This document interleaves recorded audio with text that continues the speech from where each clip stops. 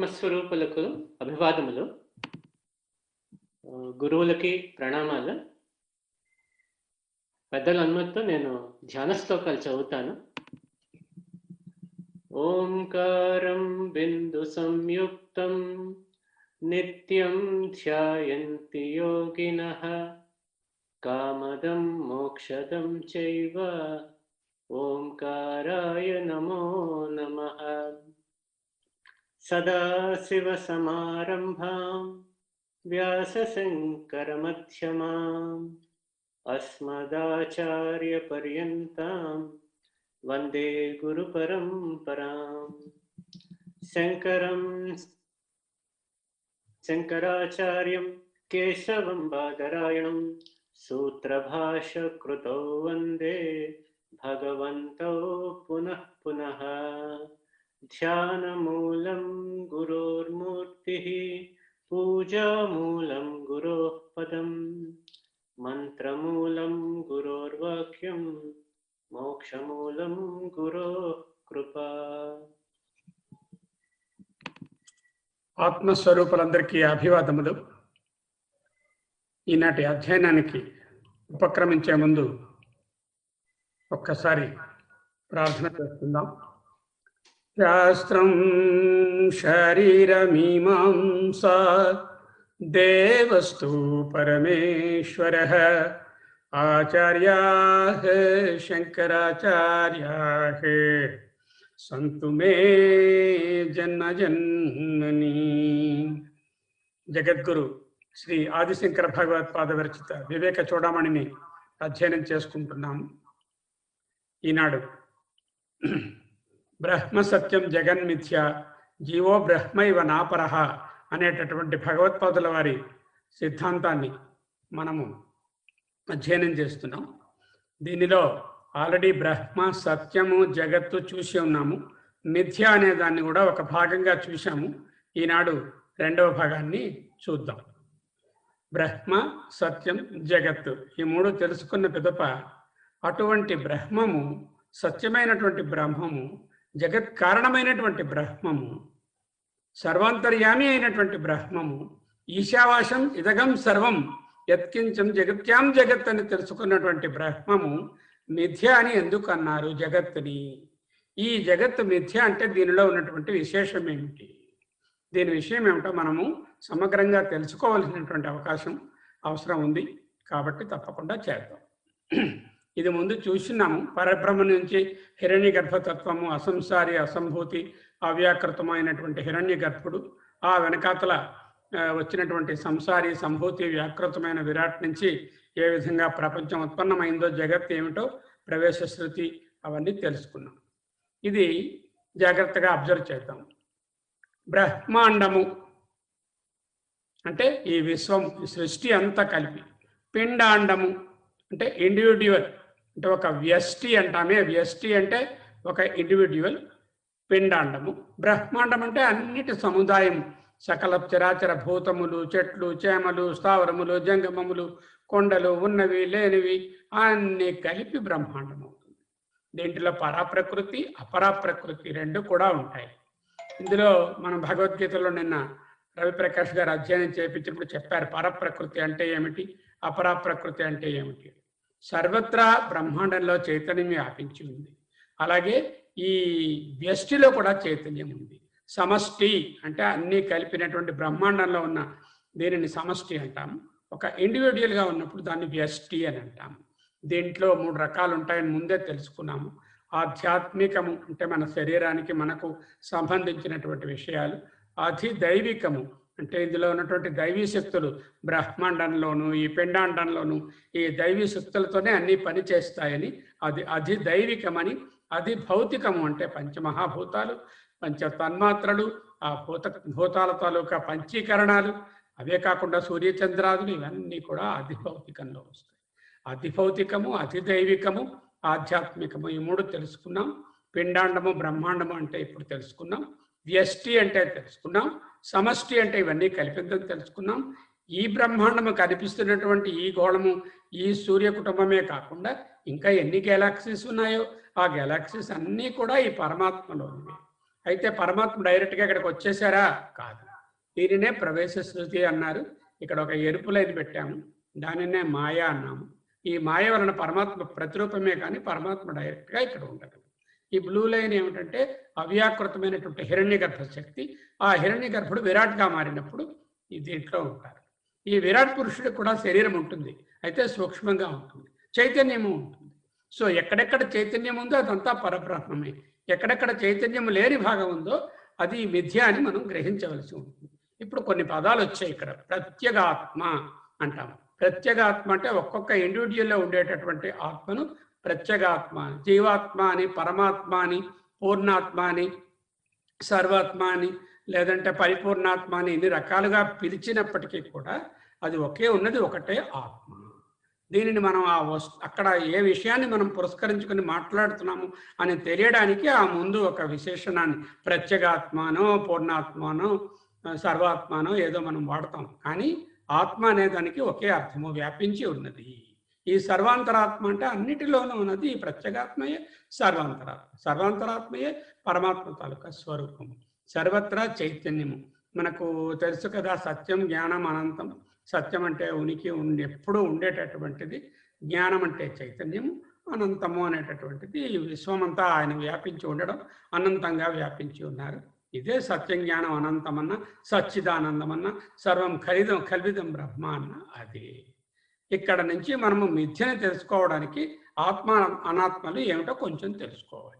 So పరబ్రహ్మ రూపము లేక జ్యోతి స్వరూపము అనేటటువంటి దానికి జగత్తు లేక ప్రతిభాస లేక అభాస అనే మాటలు వాడతాం. ప్రతిభాస, అధ్యాస, అభాస ఈ పదాలకి జగత్తులో ఉండేటటువంటి ఈ ఇండివిజువల్ వాటికి కూడా ఈ అభాసలు ఇవి చెప్తాము. ఒక్కొక్కటి జాగ్రత్తగా చూడండి ఈ టేబుల్ని. పరబ్రహ్మము ఏకము, అద్వితీయము, సచ్చిదానందము. జగత్తు అనేకం, ఒకటి కాదు ఎన్నో. సజాతీయము అంటే అన్ని రకాల ఒకే రకమైన మామిడి చెట్లు ఎన్నో ఉన్నాయి. విజాతీయము మామిడి చెట్లు, ఇంకో చెట్టు కొబ్బరి చెట్టు, అవి విజాతీయం. స్వగతము మామిడి చెట్లోనే రకరకమైనటువంటి శాఖలు, కొమ్మలు, రూట్స్, పండ్లు. అది సజాతీయ విజాతీయ స్వగత భేదాలతో అనేకంగా కనిపిస్తున్నది ఈ జగత్తు. పరబ్రహ్మము అపరోక్షము, శబ్ద ప్రమాణము చేత మాత్రమే తెలుస్తుంది. వేరే జగత్ అనేటువంటి ప్రత్యక్షము, పరోక్షము, ప్రమాణ గోచరము. దీనికి శబ్ద ప్రమాణం అక్కర్లేదు, మిగతా ప్రమాణాలతో తెలుసుకోవచ్చు. పరమాత్మ పరబ్రహ్మ నిత్యము, అవ్యయము అంటే ఏ విధమైన మార్పు ఉండదు, అప్రమేయము ఏ కొలతలకు అందదు. ఇక్కడ జగత్తు నిత్యం, అనిత్యము, వ్యయము, పరిమితము. దానికి జస్ట్ ఆపోజిట్. ప్రజ్ఞాన ఘనము, ఏకరసము, నిరంజనము. ఇక్కడ మిశ్రితము, చైతన్యము, జడము కలిసి మిశ్రమంగా నామరూపాలుగా ఉంటుంది జగత్. ఆది మధ్య అంత నామ రూప రహితమైనటువంటి ఏకరసమే పరబ్రహ్మము. మరి ఇది ఆద్యంతాలు ఉన్నది, నామరూప సహితమైనది జగత్తు. దేశ కాల వస్తు పరిచ్ఛేద రహితము అనేటటువంటిది పరబ్రహ్మం.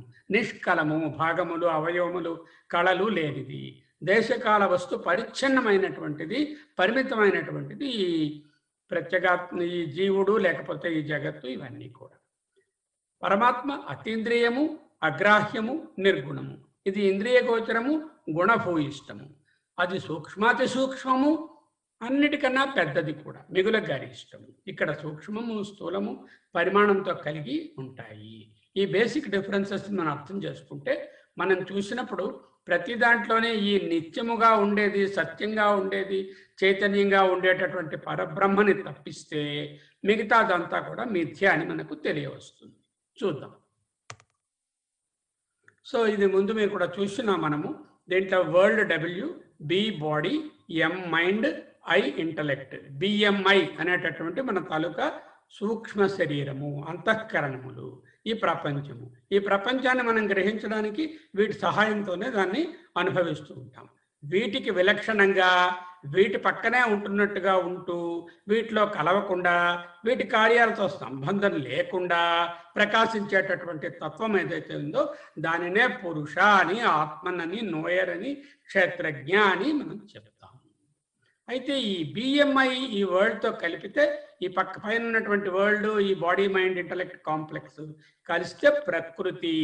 దీనినే field of matter, field or matter or ప్రకృతి. ఈ ప్రకృతిలో పరాప్రకృతి, అపరాప్రకృతి నిన్న మనం భగవద్గీతలో తెలుసుకున్నాం. ఈ ప్రకృతిలో కూడా చైతన్యము ఉంది, జడము ఉంది. ప్రతి వస్తువులో చైతన్యము జడము వేరువేరు పాళ్ళలో ఉంటాయి. ఈ జీవులలో ఎక్కువ చైతన్యం కనిపిస్తుంది, ఈ స్థావరములైన వాటిలో చైతన్యం కనపడదు, కానీ అందులో కూడా ఉంటుంది.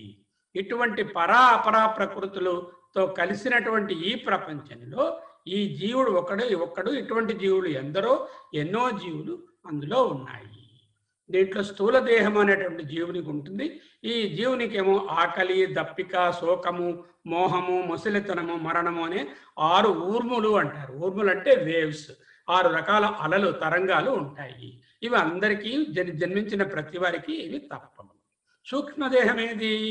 ఈ బాడీ మైండ్ ఇంటలెక్ట్లో బాడీ స్థూల దేహం అయితే మైండ్ అండ్ ఇంటలెక్ట్ సూక్ష్మ శరీరము. వీటి మూడింటిని కలిపి ఏమిటంటారు? బిఎంఐని దేహ ఇంద్రియ సంఘాతము.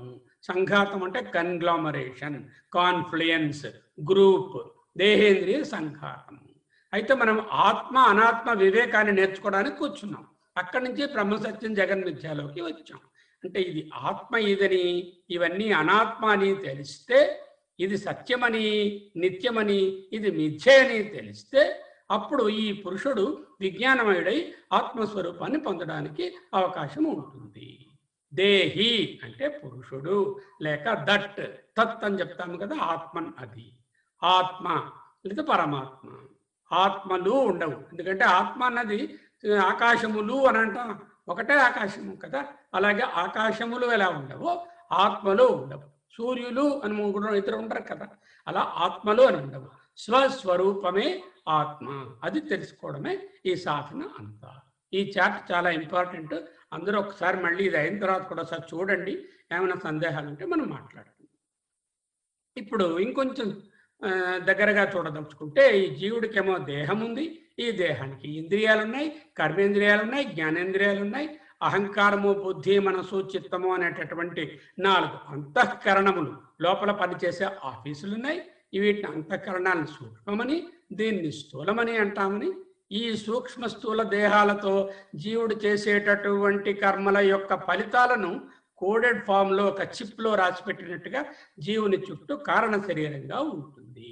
వీటినే వాసనలు. ఈ వాసనలు కారణ శరీరం ఏర్పడడానికి కారణం. అక్కడి నుంచి వచ్చే ఈ వాసనలు ఈ చిత్తము, మనస్సు, బుద్ధి, అహంకారము, దేహేంద్రియ సంఘాతంతో పాటు చేసినటువంటి పనుల వలన ఏర్పడినటువంటి దుష్కర్మల ఫలితములే వాసనలు. అదే కారణ శరీరం. అయితే ఈ జీవుడు, ఈ దేహేంద్రియ సంఘాతము ఈ ఆత్మతో కలిసి ఉన్నారా? లేరు. ఆత్మతో కలిసి లేరా? కలిసి ఉన్నారు. ఉన్నారు, లేరు. ఆత్మతో ఉన్నారు, ఆత్మతో లేరు. ఆత్మతో మర్జ్ అయినట్టు ఉన్నారు, మర్జ్ కాలేదు. ఈ బుద్ధి, మనస్సు అనేవి ఆత్మకి దగ్గరగా ఉండటం వలన మనసుతో చేసే ఆలోచనలు, బుద్ధితో చేసే నిర్ణయాలు ఆత్మయే చేస్తున్నదా అన్నట్టు మనకు అనిపిస్తుంది. ఈవా అనేటటువంటిది వేదాంతంలో చాలా ముఖ్యమైన మాట. అంటే వలే అని. ఈ హృదయాన్ని అంటే బుద్ధి మనస్సుల ఈ కాంబినేషన్నే హృదయము అంటారు. ఈ హృదయము ఆత్మ చాలా ఇంటిమేట్గా ఉండడం వలన హృదయం ద్వారా చేసిన ఏ పనైనా ఇంద్రియాల ద్వారా బయటకు వ్యక్తమవుతుంది. ఇది ఆత్మ చేసిందా అని అనిపిస్తుంది. అది కాదు అని మనము ఈరోజు చూడబోతాం. స్థూల దేహము చూసాము, సూక్ష్మదేహము తెలుసుకున్నాము, ఇంద్రియ సంఘాతం తెలుసుకున్నాము, కారణ శరీరం తెలుసుకున్నాము. ఈ ఆత్మానాత్మలను వివేచనం చేసుకోవడానికి కూర్చున్నాము. తర్వాత సంయోగం ఉన్నట్లు కనిపిస్తుంది, కానీ ఆత్మ అసంగము, నిష్క్రియము, నిరంజనము. ఏ విధమైనటువంటి అంటూ లేనిది నిరంజనము అని. ఇంకా కొంచెం లోపలికి వెళితే అంతఃకరణములు, సూక్ష్మ శరీరము అనాత్మలో ఒక భాగము. ఇందులో 4 ఉంటాయి: మనః, బుద్ధి, అహంకార, చిత్తాలు. మనోబుద్ధి అహంకార చిత్తాలు. దీనికి ఉపలక్షణం ఏమిటి? మనస్సు. మనస్సు అని చెబితే అంతఃకరణాలన్నింటినీ చెప్పినట్టే. అంటే విడిగా చెప్పకపోతే మనస్సు అంటే అంతఃకరణం అనేది తీసుకోవాలి. అయితే మనలో ఏ పార్ట్ మిథ్య, ఏ పార్ట్ సత్యము అంటే పరమాత్మ ఆత్మ పార్ట్, ప్రత్యేగాత్మ పార్ట్ సత్యము, మిథ్య అనేది ఈ దేహేంద్రియ సంఘాతం. సూక్ష్మదేహం చూసాం. ఇక నెక్స్ట్ స్లైడ్లోకి పోదాం. ముఖ్యంగా మనం ఇక్కడ ఈ ప్రజెంటేషన్లో గమనించవలసింది ఏంటంటే, ఈనాటి అధ్యయనము డైరెక్ట్గా ఉపనిషత్ మంత్రాలు, భగవద్గీత శ్లోకాలు కాకుండా కొంచెం విలక్షణంగా ఉంటుంది. కొన్ని బొమ్మలు, చిత్రాలు ఎగ్జాంపుల్స్గా, దృష్టాంతాలుగా చూపిస్తాం ఇక్కడ. ఇవి ఉదాహరణల వరకే అవి పరిమితం. వేరే ఆసక్తి మనకి అవి చూడడంలో ఏది లేదు. నిజంగా చెప్పాలంటే వాటిని త్యజించి వాటి వెనకాల ఉన్నటువంటి తెల్లని కాగితం లాంటి ఆ పరమాత్మ తత్వాన్ని తెలుసుకోవడమే, మిథ్యను అవగాహన చేసుకోవడమే వీటి తాలూకా ఆంతర్యము. అది చాలా ముఖ్యంగా మనం తెలుసుకోవాలి. ఇందులో కొన్ని లౌకికమైన విషయాలు చూపించబడతాయి. అయితే దృష్టి వాటి మీద కాదు, వాటిలో ఉన్నటువంటి ప్రాబ్లం ఏమిటి, ఇబ్బంది ఏమిటని తెలుసుకోవడం కోసమే అవి పెట్టబడ్డాయి. ఒక స్త్రీని చూసి ఆమె ముఖము చంద్రబింబము వలన ఉన్నది అన్నామనుకోండి. అంటే చంద్రబింబంలో మచ్చుంది కదా, మరి ఈవిడ ముఖం మీద కూడా మచ్చున్నది అని కాదు కదా. అంటే ఉదాహరణ వరకే పరిమితం చెయ్యాలి, ఇంకా లోపలికి తవ్వి చూడకూడదు. అది ఆదావంతే చయన్నాస్తి వర్తమానేపి తత్తథా వేతథైః సదృశాః సంతో అవిధతా ఇవ లక్షితాః. మాండూక్యకారిక ఏంటంటున్నారు? ఆది యందు అంతమునందు ఏదైతే ఉండదో, అంటే ఏదానికి ఆద్యంతములు కలిగి ఆదికి ముందు అంతానికి ముందు ఆదికి తరువాత ఉండదో, అది వర్తమానంలో కూడా అది అనిత్యమనే తెలుసుకోవాలి. మరి పరమాత్మ ఆది లేదు, అంతం లేదు, మధ్య అన్ని కలిసి ఉంది. ఆది మధ్య అంతాలు లేకుండా ఉన్నది కాబట్టి అది ఏకరసంగా ఎప్పుడూ ఉంది కాబట్టి అది సత్యం. అసత్యంతో సమానమైనప్పటికీ ఇవన్నీ సత్యము వలె కనిపిస్తున్నాయి. అంతే కదా. మనకి వితథై సదృశాః అవితథా ఇవ లక్షితాః. జాగ్రత్తనందు కనపడే వేర్వేరు పదార్థాలు ఆద్యంతాలు లేకుండటం వలన భ్రాంతితో సమానము. ఆద్యంతముల యందు లేవు, ఆది లేదు, అంతంలో లేదు, ముందులో లేదు, వెనకలో లేదు, మధ్యలోనే కనిపిస్తుంది కాబట్టి అది భ్రాంతి. ఆత్మని తెలియక వ్యామోహంలో సత్యాలే అన్నట్టు కనిపిస్తాయి. ఇదే మనం భగవద్గీత శ్లోకంలో చూస్తే, అంతవంత ఇమే దేహ నిత్యస్తోక్త్వా శరీరిణః అనాశినో అప్రమేయస్య తస్మాద్యుధ్యస్వ భారత. ఇమే దేహ ఆద్యంతవంతః. ఇవన్నీ ఆద్యంతములు ఉన్నవి. ఇప్పుడు సత్యం జ్ఞానం అనంతం బ్రహ్మలో మనము తెలుసుకున్నాం, బ్రహ్మాన్ని తెలుసుకున్నాం, సత్యం తెలుసుకున్నాం, బ్రహ్మ సత్యం అంటే తెలుసుకున్నాము, సత్యం అంటే రియాలిటీ అని తెలుసుకున్నాము, తుచ్చం అంటే ఏమిటి, మిథ్య అంటే ఏమిటి తెలుసుకున్నాం. తుచ్చము అంటే ఇక్కడ ఏంటంటే ఒక హీనభావం కాదు, ఫ్యాంటసీ అని తెలుసుకోవాలంటే కంప్లీట్గా లేనిది అని. ఎగ్జాంపుల్స్ చూడండి ఒక్కొక్కటి. ఇక్కడ తుచ్చం వంధ్యాపుత్రుడు, కుందేటి కొమ్ము, మృత సజీవుడు, చనిపోయి తిరిగి వచ్చేసాడు, బతికిపోయాడు. ఆకాశ హర్మ్యము, ఆకాశంలో భవనం, స్వప్న వస్తువు, గంధర్వ నగరము, అగ్నిలోని పద్మము, గత వర్తమానము, ఇవి ఉండవు కదా. ఇలాంటి వాటిని ఫ్యాంటసీ లేక తుచ్చం అంటారు. ఈ తుచ్చం ఎందుకు తెలుసుకోవడం అంటే, ఎప్పుడైతే జ్ఞానం వస్తుందో ఈ ప్రపంచమంతా మిథ్య అని గ్రహించి ఈ మిథ్య అయినటువంటి ప్రపంచాన్ని తుచ్చంగా భావించి లేని దానిగానే చూస్తారు జ్ఞాని. జగత్ తుచ్చమేతత్ సమస్తం తదన్యత్ తదేకో వశిష్ట శివ కేవలోహం అంటూ భగవత్పాదుల వారి దశ శ్లోకిలో తెలుసుకున్నాం కదా. అది ఇప్పుడు ఈ విద్య గురించి తెలుసుకోవాలి. తుచ్చం గురించి మనకు అక్కర్లేదు, ఫ్యాంటసీ కదా అది. విద్య అంటే ఏమిటి? రజ్జు సర్పములు, తాడు ప్రాము భ్రాంతి, ఆలుచిప్ప వెండిలో ఉన్న భ్రాంతి, ఎండమావిలో నీరు, మేఘములు కదులుతుంటే చంద్రుడు కదిలినట్టు ఉండడము, నిన్న ఆత్మబోధలో చూశాము.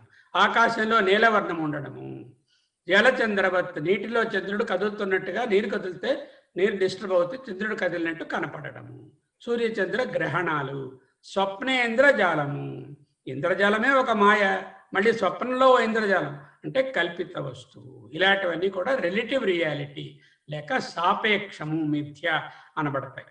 ఎందుకు ఇవన్నీ తెలుసుకోవడం అండి అంటే, దేహభావ దుర్బలీకరణము, బ్రహ్మభావ ప్రబలీకరణము.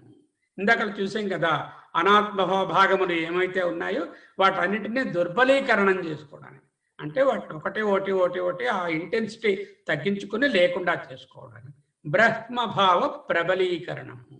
ఈ దేహభావం వదిలి బ్రహ్మభావాన్ని ప్రబలీకరణం చేసుకోవడానికి గమ్యం. అయితే పంచ అనాత్మ భావాలని వేదాంతంలో చెప్తారు. అనాత్మ వాస్తవానికి ఆత్మకానిది అంతా అనాత్మయే. దానిని మనం పంచ విధములుగా కూడా చూడవచ్చు. అనాత్మయే మిథ్యత్వము, ఆత్మ సత్యత్వము.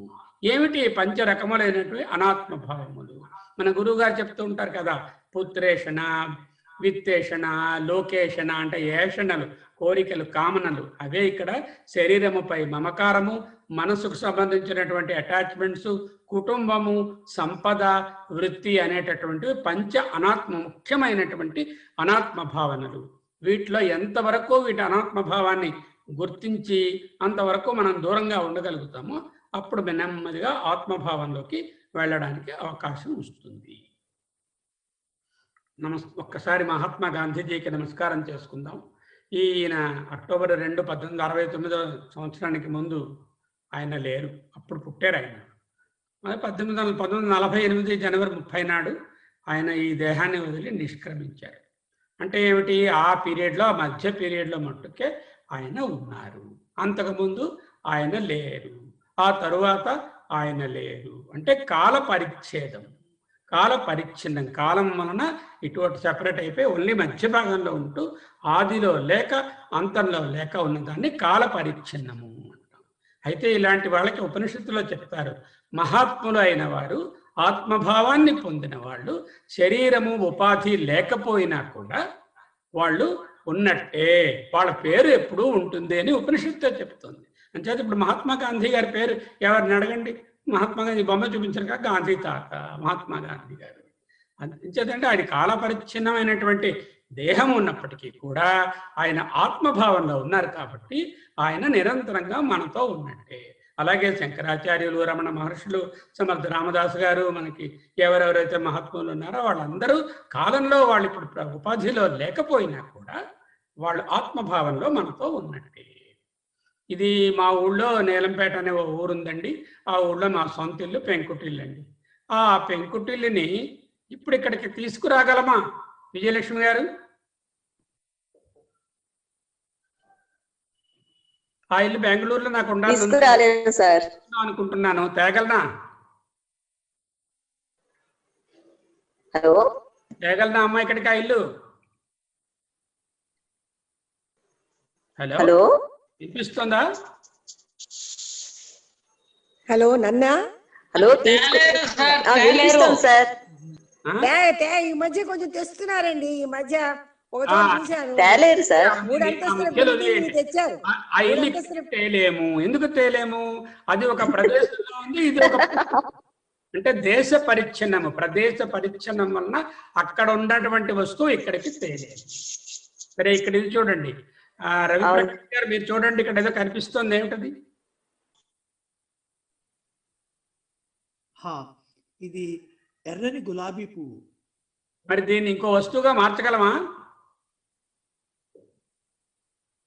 మార్చలేము. ఎర్రని గులాబీ వస్తువుగా ఉన్నది. ఇది ల్యాప్టాప్ అవ్వమంటే అవ్వదు, పెన్ అవ్వమంటే అవ్వదు, మల్లెపువ్వు అవ్వమంటే కూడా అవ్వదు. గులాబీ పువ్వు గులాబీ పువ్వు అంటే వస్తు పరిచ్ఛిన్నము. అంటే 3 రకాలైనటువంటి పరిచ్ఛేదాలు లేక పరిచ్ఛిన్నం ఉంది. 1 ప్రదేశానికి సంబంధించినటువంటిది, 2 కాలానికి సంబంధించినది, 3 వస్తువుకి సంబంధించినది. కాల పరిచ్ఛేదం అంటే ఇక్కడ చూసాం, దేశ పరిచ్ఛేదం అంటే ఇక్కడ చూసాం, వస్తు పరిచ్ఛేదం అంటే ఇక్కడ చూసాం. ఫర్ ఎగ్జాంపుల్ నేనే ఉన్నాను, నేను ఇక్కడ బెంగళూరులో ఉన్నవాడిని ఇంకో ఊళ్ళో ఉండలేను కదా. ఈ కాలంలో ఈనాడు ఇక్కడ ఉన్నవాడిని ఒక వారం రోజుల ముందు ఉన్నటువంటి కాలంలోకి కానీ ఆ వారం రోజుల తర్వాత రాబోయే కాలంలోకి వెళ్ళగలనా? వెళ్ళలేదు.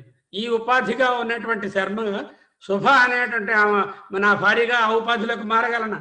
మారలేదు. అంటే దేశకాల వస్తు పరిచ్ఛిన్నము మనకి అందరికీ ఉంటుంది.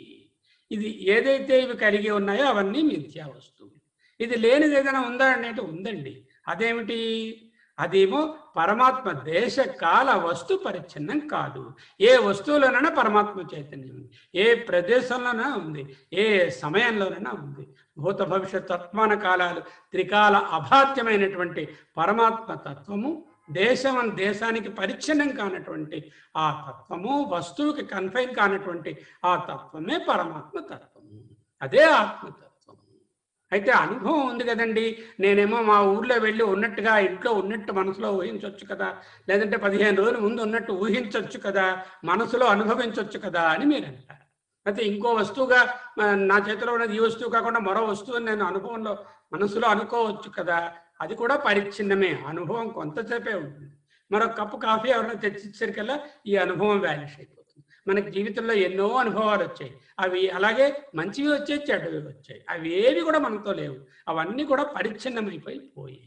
అంచేత దేశకాల వస్తు పరిజ్ఞానము, దేశకాల వస్తు పరిచ్ఛేదము, అనుభవములు అన్నీ కూడా పరమాత్మకు లేవు, ఈ వస్తువులకు ఉన్నాయి. అంచేత ఇవి మిథ్య. అంటే ఒక కన్క్లూషన్. ఇంతకుముందు దాంట్లో ఏమిటి చూసాము? కానీ ఆత్మానాత్మ వివేకం చూసాం. ఇప్పుడు దేశకాల వస్తు పరిచ్ఛిన్నాన్ని చూసాం. తర్వాత చూద్దాం. ఈ పరిచ్ఛిన్నతయే మిథ్య. రవిప్రకాష్ గారు ఏమిటి చూస్తున్నారు అక్కడ? ఒక చెస్ బోర్డ్, దాని మీద పిక్కలు ఉన్నాయి. వాటిలో ఏమైనా వ్యత్యాసాలు? అన్ని ఒకటే పిక్కలా, ఒకటే విలువలా? వాటి పొజిషన్స్ లో ఉన్నాయి. అందులో రాజు ఉన్నారు, మంత్రి ఉన్నారు, భటుడు ఉన్నారు, సెక్రటరీ ఉన్నారు, ఏనుగు ఉన్నది. వాటికి విలక్షణమైనటువంటి రోల్స్ ఉన్నాయి. ఆ రోల్స్ అన్ని మనకి చదరంగం ఆడుతున్నప్పుడు అవసరమా కాదా? అవసరమే కదా. తప్పకుండా అవసరం. నేను అడిగిన వాళ్ళే మాట్లాడండి ప్లీజ్. అందుకని ఆడుతున్నప్పుడు నామరూపాలు, రంగులు, వేర్వేరు విలువలు ఉన్నాయి. ఇది భిన్నత్వం. ఈ భిన్నత్వం అవసరం ఉంది. సృష్టిలో భిన్నత్వం లేకపోతే అసలు స్త్రీ పురుష భేదమా లేకపోతే సృష్టి లేదు. వస్తువులు లేకపోతే సృష్టి లేదు. అన్ని ల్యాప్టాప్లే ఉన్నాయనుకున్నప్పుడు మా ఆవిడ వంటలా చేస్తుంది. అంచేత వస్తువులు విడివిడిగా ఉండాలి, మనుషులు విడివిడిగా ఉండాలి, నామాలు ఉండాలి, రూపాలు ఉండాలి. అయితే వాటితో మనం స్టక్ అయిపోకూడదు. భిన్నత్వం మధ్యని తెలుసుకోవాలి. సరే, ఇక్కడ చూడండి, ఆట అయిపోయింది. ఈ రాజుగారు, మంత్రి గారు, సెక్రటరీ గారు, ఏనుగు గారు, బంటు గారు అందరూ ఆట అయిపోయిన తర్వాత ఒక పెట్టెలో పడేసాం. ఆ పెట్టెలో పడేసిన తర్వాత వీటికి ఏమైనా విలువలు వేరువేరుగా ఉన్నాయా?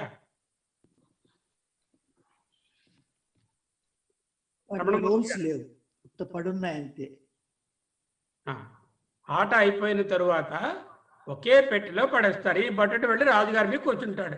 అదేంటయ్యా, నేను రాజునే, నువ్వు భటుడివి నా మీద కూర్చున్నావని అడిగారు అనుకోండి. రాజుగారు, ఉండవయ్యా బాబు, నువ్వు వేరే, ఆటలో నువ్వు రాజువి, బంటుని నేను. ఇక్కడికి వచ్చిన తర్వాత ఇంకా నువ్వు రాజు ఏంటి, బంటు ఏంటి, మన అందరం ఓచోటే ఉన్నాం ఇక్కడ, ఈ పెట్టెలో ఉండాల్సిందే, ఆట మళ్ళీ స్టార్ట్ అయ్యే వరకు అంటారు బంటుడు గారు.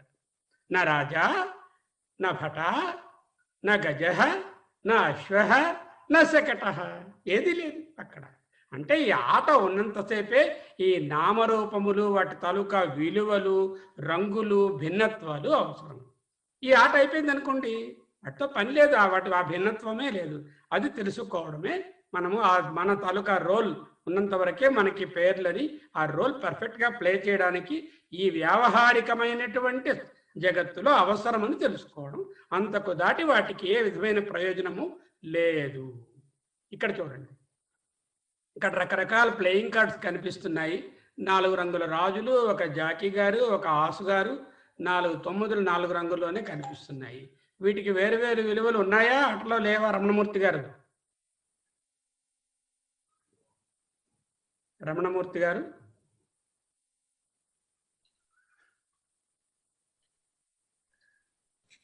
ఉన్నాయి సార్, వేరువేరుగా ఉన్నాయి. వేరు వేరు రోల్స్, వేరు వేరు విలువలు ఉన్నాయి, వేరు వేరు రోల్స్ ఉన్నాయి ఆటలో. అనుకోండి, ఆ 3 విలువలు ఏందని చెప్పగలమా? 4, 2 మీ దగ్గర ఉన్నాయి. అప్పుడు 3 చిన్న నెంబర్ అయినా కూడా 3 చాలా విలువైందే. మీకు రాజు వచ్చింది అనుకోండి, అక్కడ పట్టదు, రాజు పెద్ద అయిపోతుంది. So you have to have 3 there. So definite roles వాటికి ఉన్నాయి. అది సరే, ఆట అయిపోయింది. ఆట అయిపోయిన తర్వాత ఇప్పుడు చెప్పండి, ఏది రాజో, ఏది ఏసో, ఏది 9దో చెప్పగలమా? చెప్పలేము. అన్నీ ఒకటే అన్నమాట. నామరూపములు వ్యక్తమై ఉన్నప్పుడే నామరూపముల విలువ, వ్యక్తము కాకపోయినప్పుడు వాటికి విలువ లేదు. వాటిని పోల్చుకోలేము, ఉన్నా కూడా పోల్చుకోలేము. వీటన్నిటిని ఒక ప్యాకెట్లో పెట్టేసాం అనుకోండి, అప్పుడు వాటికి ఏమన్నది, రాజు మీద కింగ్ ఉంటుంది, కింగ్ మీద జాకీ ఉంటుంది, జాకీ మీద 3 ఉంటుంది, 3 మీద ఏసు ఉంటుంది. తెలియదు ఎలా ఉంటాయి, ర్యాండమ్గా ఉంటాయి. అంటే ఈ నామరూపముల తాలూకు విలువ ఆ రోల్ ఉన్నంత వరకే, just for the role sake అవసరం తప్ప అది దాటిన తరువాత వాటి విలువ లేదు.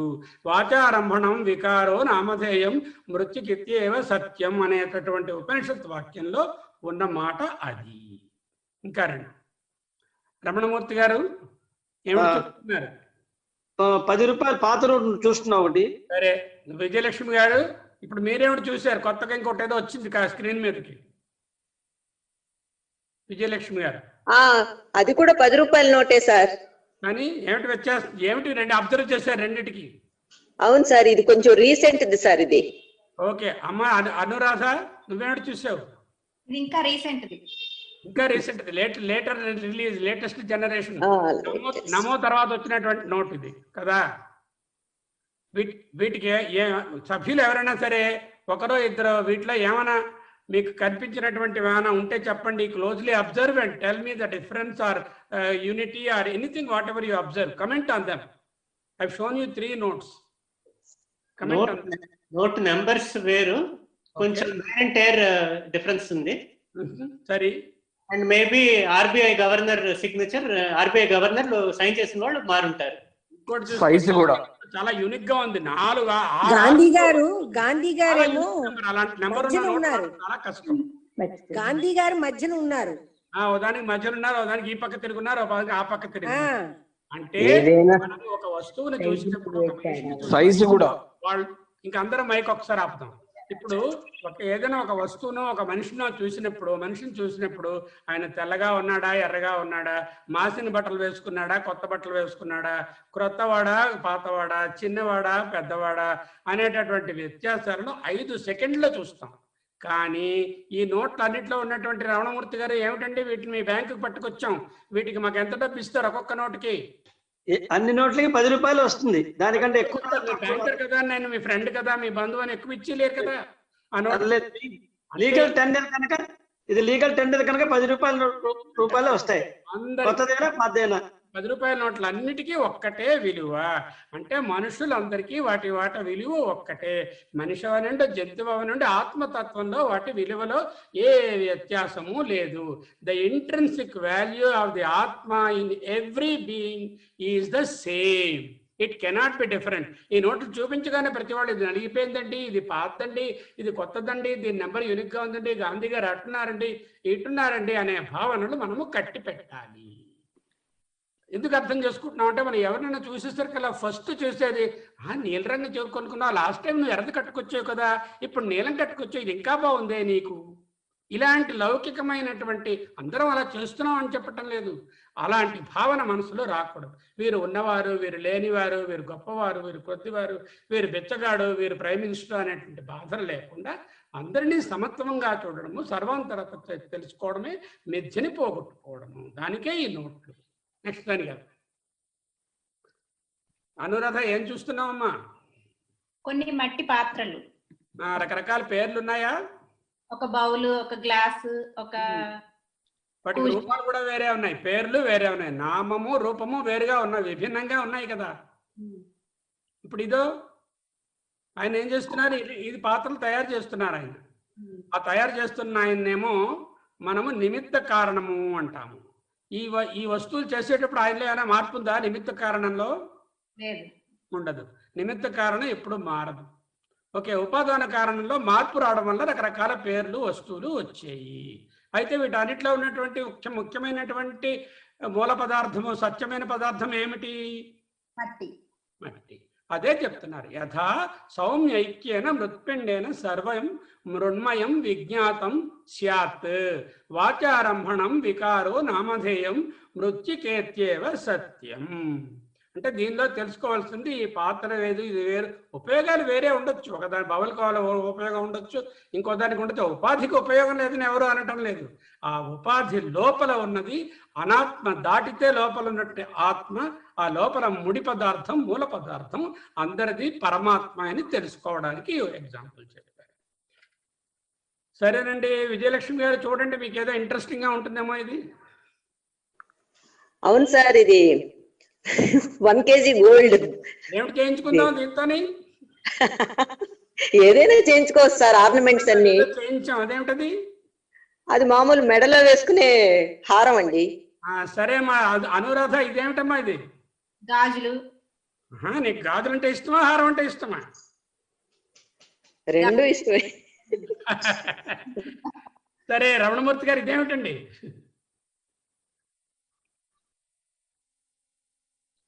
మరో రకమైన నగ. ఓకే, ఈ నగలు ఏవైనా సరే బజార్లోకి వెళ్తే దీన్ని మార్చడానికి ప్రయత్నం చేస్తే వాటిలో ఎంత బంగారం ఉన్నదనే విలువ కడతాడు తప్ప ఈ నగ ఈ రూపంలో ఉంది, గాజు చాలా బాగుందని ఎక్కువ డబ్బు ఇవ్వడు కదా.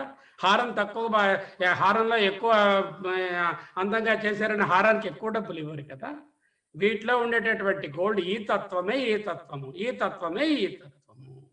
అంటే ఈ బంగారం చూసినప్పుడల్లా, ఏ వస్తువు చూసినా లోపల ఉన్న బంగారాన్ని ఏ విధంగా చూస్తామో, ఏ మట్టి వస్తువు చూసినా లోపల ఉన్న మట్టిని ఏ విధంగా చూస్తామో, ఏ మనిషిని, ఏ జీవిని, ఏ ప్రాణిని చూసినా కూడా వాటిలో ఆత్మతత్వమే చూడాలి. రమణ మహర్షి గారు అనేవారట, ఆయన దీంట్లోకేమో కోతులు ఇవేవో వస్తే వారు వచ్చారు, వారికి ఆకలిగా ఉందేమో ఒక అరటిపండు ఇవ్వండి అనేవారట. ఎవరిని? ఒక మంకీ లోపలికి వస్తే మనం ఏంటేం చేస్తాం, ఇది కోతి, ఇది పిల్లి, ఇది కుక్క అని వదిలించండి. మనుషుల్లోనే ఎన్నో వ్యత్యాసాలు చూస్తూ ఉంటాం. అవసరం ఉందా? ఆ భావంలోనే ఎప్పుడు ఉంటామా? అలా ఉండడం వల్ల మనం ముందుకు సాగుతుంటామా, వెనక్కి వెళ్తున్నామా? ఒక్కసారి మనందరం ఆలోచించుకోవాలి. దీనినే నానాత్వము. సృష్టిలో నానాత్వం ఉండాలా వద్దా? ఉండి తీరాలి. నానాత్వం లేకపోతే సృష్టి ప్రయోజనం ఎలా ఉంటుంది? భిన్నత్వం ఉండాలి, నానాత్వం ఉండాలి, పేర్లు ఉండాలి, వస్తువులు ఉండాలి. కానీ వాటిలో ఆ నానాత్వాన్ని కాకుండా ఇన్ని రకాల వస్తువులు ఉంటేనే కదా రకరకాలుగా ఈ బంగారాన్ని అనుభవించగలరు. ఈ రూపంలో ఉందంటే ఎవరైనా మెడలో తాడేసి కట్టుకోగలరా? కట్టుకోలేరు కదా. అంచేత ఏంటంటే ప్రయోజనం కోసం ఈ రూపాలు అవసరమే, కానీ ఈ రూపాల వెనకాల ఉండేటటువంటి రూపాన్ని దర్శించాలి అంటూ చెప్పడం. అంటే ఏది మిథ్య క్లియర్గా తెలుస్తుంది కదా. ఇప్పుడు ఏ భావం అయితే వేరువేరని అనిపిస్తుందో అది మిథ్య. ఈ కనిపిస్తున్నవి ఉన్నాయి, లేదని ఎవరు అంటున్నారు. ఇది నెక్లెస్, ఇది గాజులు, వాటి గురించి ఏం డౌటే లేదు. సరే, ఇక్కడ ఒక యాక్టర్ కనిపిస్తున్నారు మీకు. ఆయన రాజతామసాలతో నిండినటువంటి ఒక రోల్ వేయడానికి ఆ పర్టికులర్ రోల్లో ఆయన ఉన్నారు. చూడండి, ఆయన ఎవరో మీరు పోల్చుకోవచ్చు. చాలా మంది ఆయన ఏ రోల్ వేస్తున్నారో ముందు పోల్చుకోండి. మన రవికుమార్ గారు రావణాసురుడు అండి, ఎన్టీ రామారావు గారు రావణాసురుడు. ఓకే, ముందు రావణాసురుడు, వెనకాల ఎన్టీ రామారావు. ఇదెవరండి? ఎన్టీ రామారావు గారు శ్రీకృష్ణుడి పాత్రలో. శ్రీకృష్ణ పాత్ర. ఇదెవరండి? ఎన్టీ రామారావు గారు శ్రీకృష్ణదేవరాయల పాత్రలో. శ్రీకృష్ణదేవరాయలు. అంటే తామసాలతో నిండినటువంటి ఎన్టీ రామారావు అనేటటువంటి వ్యక్తి వేసినటువంటి ఈ పాత్ర, అదే వ్యక్తి వేసినటువంటి శుద్ధసాత్వికమైన పరమాత్మ సంబంధమైనటువంటి పాత్ర, రాజుగా పుట్టిన సాత్వికంగా ఉన్నటువంటి కృష్ణదేవరాయల పాత్ర, 3 పాత్రలు మాత్రమే, రోల్స్ ఓన్లీ.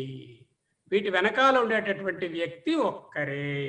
ఆయన ఇంటికి వెళ్ళిన తర్వాత రావణాసురుడు అని వాళ్ళ ఆవిడ రావణాసురుడు లాగా బిహేవ్ చేస్తారా? చేయరండి. కృష్ణుడిలా బిహేవ్ చేసి నేను కృష్ణ పరమాత్మ నన్ను పూజించండి అని ఇంటి దగ్గర అడుగుతారా? చేయరు. నేను రాజు రోజు వేషం వేసాను, నాకు రాజ్యం ఉంది, నా మంత్రి ఏడి, నా తాలూకా పవర్ అంతా ఏదని ఇంటికి వెళ్ళక వెతుకుతారా? లేదు, మళ్ళీ ఎలక్షన్లో నిలబడి మళ్ళీ రావాలి ఆయన, అంతే. అంటే నాటకములోని పాత్ర మిథ్య, ఆ నటుడు శాశ్వతం. ఇప్పుడు మనము పాత్రలు వేస్తున్నాము జగన్నాటకంలో, మన పాత్రలన్నీ మిథ్య. మనకి నాటకం వేయిస్తున్నటువంటి లోపల ఉన్న ఆత్మ అనేది సత్యము, ఆత్మ సత్యము, పాత్రలు మిథ్య. Just a role, this is a role. ఎందుకు చేస్తున్నాం ఈ role? Only for the sake of transactional role, వ్యావహారికమైనటువంటి రోల్. అయితే నానాటి బ్రతుకు నాటకము, కానక కన్నది కైవల్యము, పుట్టుటయు నిజము, పోవుటయు నిజము, నటనడిమి పని నాటకము అంటూ మన అన్నమాచార్యులు వారు రాశారు. ఇదే నిన్న ఆత్మబోధలో నేర్చుకున్నాం. అజ్ఞానాన్ మనసోపాధేహి కర్తృత్వాదీని చాత్మని. అజ్ఞానం వలన మనసః ఉపాధేహి, మనస్సు మిగతా ఉపాధులు ఉన్నాయి కదా, దేహేంద్రియాలు, మనస్సు అంటే చెప్పాను కదా, లోపల ఉన్న 4 కలిపి కర్తృత్వాదీని, వాటి తాలూకా కర్తృత్వములను ఆత్మని, ఆత్మని అంటే ఆత్మవి అన్నట్టు కనిపిస్తాయి. అంటే ఏంటన్నమాట, ఈ రోల్స్ ఆయనకి ఏ విధంగా ఇంటి దగ్గర ఉన్నప్పుడు పర్మనెంట్ కాదో, ఆయన రోల్ వరకే ఆ రోల్ అయిపోయిన తర్వాత ఏ విధంగా ఆ యాక్టర్ ఒరిజినల్ షేప్కి వెళ్ళిపోతారో, ఇవన్నీ మనసులు ఉపాధులు చేస్తున్నా కూడా ఈ ధర్మములు ఏవి ఆత్మధర్మములు కావు. అంటే ఆత్మకర్త భోక్త కాదు అని చెప్పడానికి ఇవి తీసుకొచ్చారు. ఓకే. అమ్మ విజయలక్ష్మి గారు ఏమిటి కనిపిస్తోంది? తాజ్ మహల్ కనిపిస్తుంది సార్. ఎలా చెప్పారండి అంత వెంట? నేను తాజ్మహల్ వెళ్ళారా? అవి ఇది వరకు చూసినవే, తర్వాత ప్రత్యక్షంగా కూడా అక్కడికి వెళ్ళి చూసాం సార్. ఏదైనా ఒక వస్తువు మన స్మృతిలో ఉంటేనే దానిని ఫలానా అది అని మనం జ్ఞాపకం పెట్టుకోగలం. మన స్మృతిలో లేని బిల్డింగ్ చూపించాను అనుకోండి, న్యూయార్క్ నగరంలో బిల్డింగ్ ఏదోనంటే చాలా బాగుంది బిల్డింగ్ అని నాకు తెలియదండి పేరు అంటారు కదా. అంటే ఏంటనమాట, మొట్టమొదట మనకి అది రిజిస్టర్ అవ్వాలి. ఒక విధంగా ప్రత్యక్షంగా కానీ పరోక్షంగా కానీ అది మనకి తెలిసి ఉండాలి. తెలిసి ఉంటే దానిని మనము రీకాగ్నైజ్ చేస్తాం. అది రికగ్నిషన్. అయితే ఈ తాజ్మహల్ మీద నేనేమో ఏం చేస్తానంటే, ఈ తాజ్మహల్ తీసుకుని దీని మీద ఏమో పెన్ను పెట్టి ఏవో రకరకాలుగా రాసిస్తాను, ఇంటూ కొట్టేస్తాను, దీన్ని విరిపేస్తాను, దీన్ని విరిపేస్తాను. ఇక్కడ అంతా గజిబిచ్చి. తాజ్మహల్కి ఏమైనా అవుతుందా? నిజం తాజ్మహల్కి ఏమీ అవదు సార్. ఇది ఎందుకు అవదు? ఇది ప్రతిబింబము కాబట్టి. ప్రతిబింబమైనటువంటి ఈ ఉపాధిలో వచ్చినటువంటి మార్పులు ఒరిజినల్ అయినటువంటి పరమాత్మలో ఉండవు. ఎందుకంటే ఆత్మ ఒరిజినల్, దాని తలక ప్రతిబింబము ఈ శరీరము ఉపాధి కనిపిస్తున్నాయి. ఈ శరీరము ఉపాధిలో వచ్చినటువంటి మార్పులు, కర్తృత్వాలు, దీనికి ఎర్ర పెయింట్ వేసాం అనుకోండి దీనికి, అక్కడ తాజ్మహల్కి ఏం పెయింటింగ్ మారదు కదా, అది అలాగనే ఉంటుంది కదా. అంచేత నిత్యమైనటువంటి వాటిలో వాటి ప్రతిబింబాలు మారినంత మాత్రాన ఆ నిత్యమైన వస్తువులలో మార్పు ఉండదు. ఏదైతే మార్పు లేకుండా ఉంటుందో, దేశకాల వస్తు రూపాలలో మార్పు లేకుండా త్రికాలాబాధ్యంగా ఉంటుందో అది సత్యము. మారేటటువంటిదంతా మిథ్య అంటూ నేర్చుకోవడం. ఇక్కడ చూడండి రవిప్రకాష్ గారు, ఏంటి కనిపిస్తోంది? అక్కడ చంద్రుడు నీలంగా, చక్కటి అలలో లేనటువంటి ఒక సరస్సులో చంద్రుడి ప్రతిబింబం ఒరిజినల్ ఎలా ఉందో బింబము అంత అందంగా అలానే కనిపిస్తోంది కదా. ఇప్పుడు చూడండి,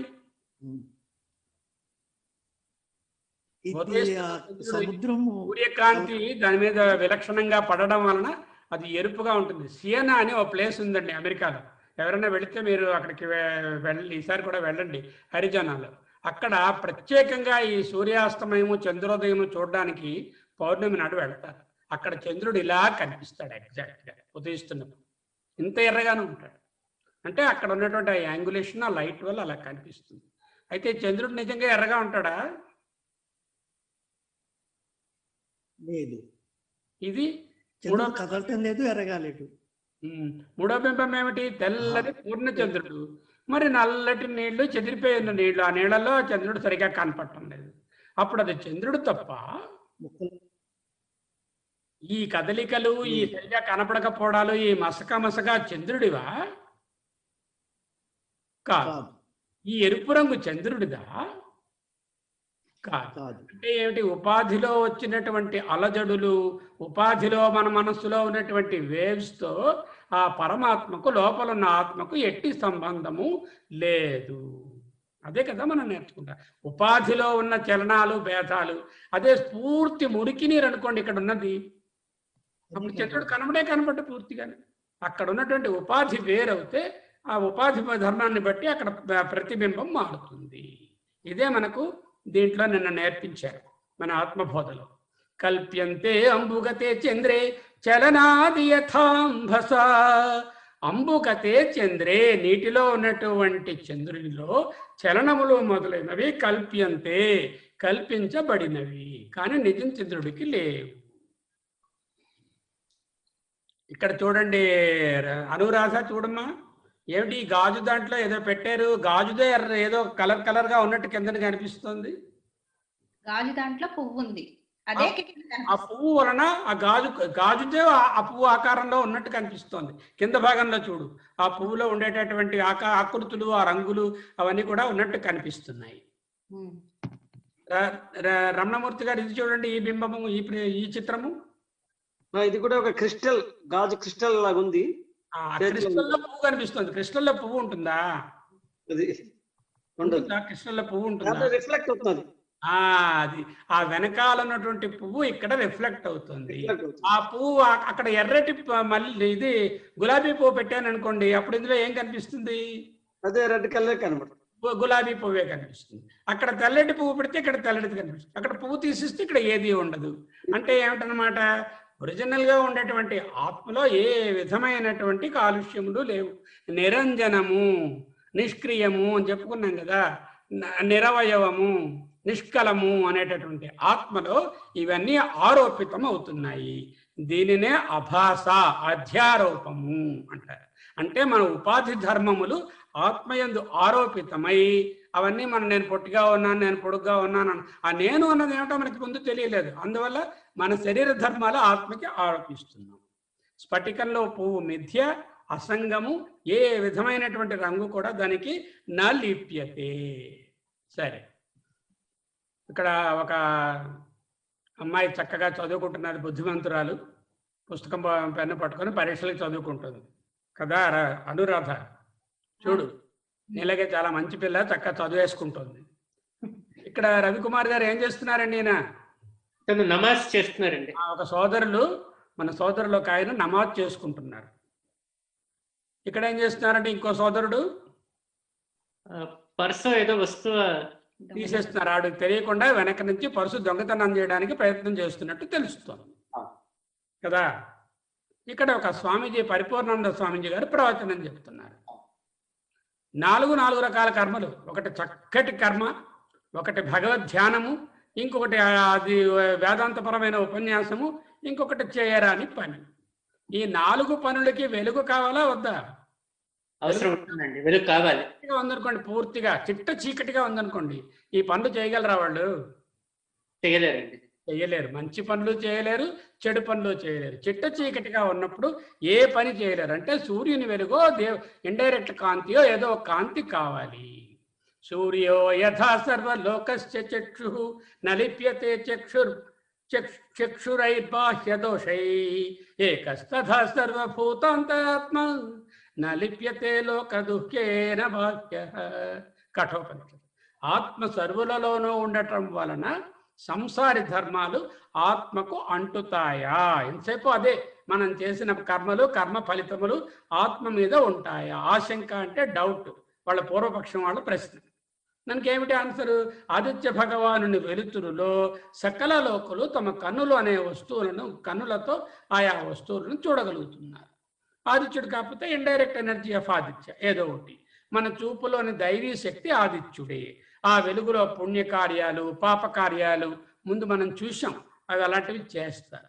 ఆ కర్మ ఫలాలు అంటులేరు, సూర్యునికి అంటులేనట్లే, అంటనట్లే అందరిలోనూ ఒక్కడై ఒకే విధంగా ప్రకాశించే ఆత్మకు లోకములోని లోకుల సుఖ దుఃఖములు, మంచి చెడులు, ఈ కర్మ ఫలితములు, కర్మలు అంటవు. రమణమూర్తి గారు,